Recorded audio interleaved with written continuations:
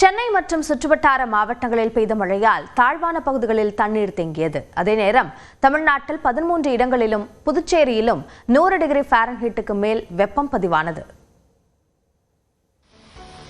மேற்கு திசை காற்றின் வேக மாறுபாடு காரணமாக தமிழ்நாட்டில் பரவலாக மழை பெய்தது. சென்னையில் நுங்கம்பாக்கம், எழும்பூர், கோயம்பேடு உள்ளிட்ட பெரும்பாலான பகுதிகளிலும் மாலை நேரத்திலும் இரவிலும் மிதமான மழை பெய்தது. இதனால் தாழ்வான பகுதிகளில் தண்ணீர் தேங்கியதால் வாகன ஓட்டிகள் சிரமத்திற்குள்ளாகினர்.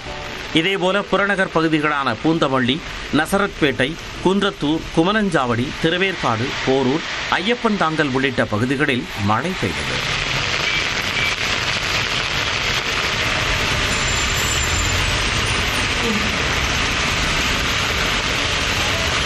தாம்பரம், குரம்பேட்டை, வண்டலூர் பகுதிகளில் மழை பெய்ததால் குளிர்ச்சியான சூழல் நிலவியது.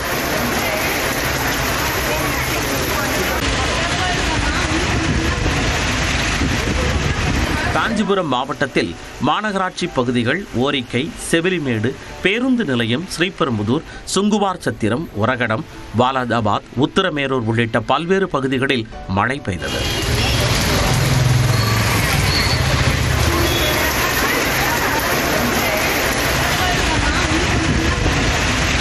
திருவள்ளூர் மாவட்டத்தில் நகர்பகுதி, ஈக்காடு, காக்கனூர், திருப்பாச்சூர், எடப்பாளையம் உள்ளிட்ட பகுதிகளில் விட்டுவிட்டு மழை பெய்தது.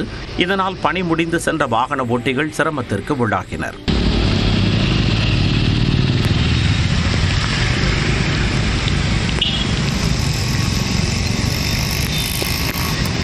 செங்கல்பட்டு மாவட்டத்தில் செங்கல்பட்டு, கூடுவாஞ்சேரி, மறைமறை நகர் உள்ளிட்ட மாவட்டத்தின் பல்வேறு பகுதிகளில் மழை பெய்தது.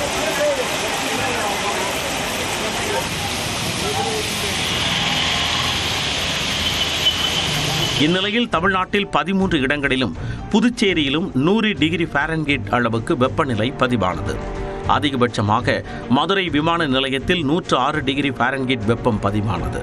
மதுரை நகரில் 104 டிகிரி ஃபாரன்ஹீட்டும், சென்னை நுங்கம்பாக்கம், மீனம்பாக்கம், தூத்துக்குடி பகுதிகளில் 102 டிகிரி ஃபாரன்ஹீட்டும் வெப்பநிலை பதிவானது.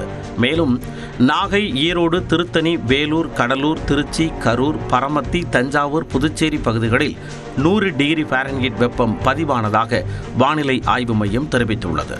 இந்நிலையில் தமிழ்நாடு, புதுச்சேரியில் இன்று இடி மின்னலுடன் மிதமான மழை பெய்யும் என்று கணிக்கப்பட்டுள்ளது. தமிழ்நாட்டில் மணிக்கு 40 முதல் 50 கிலோமீட்டர் வேகத்தில் பலத்த தரைக்காற்று வீசும் என்றும் தெரிவிக்கப்பட்டுள்ளது. மேலும் இன்றும் நாளையும் அதிகபட்ச வெப்பநிலை சராசரியை விட 2 முதல் 3 டிகிரி செல்சியஸ் அதிகரித்து காணப்படும் என்றும் வானிலை ஆய்வு மையம் தெரிவித்துள்ளது.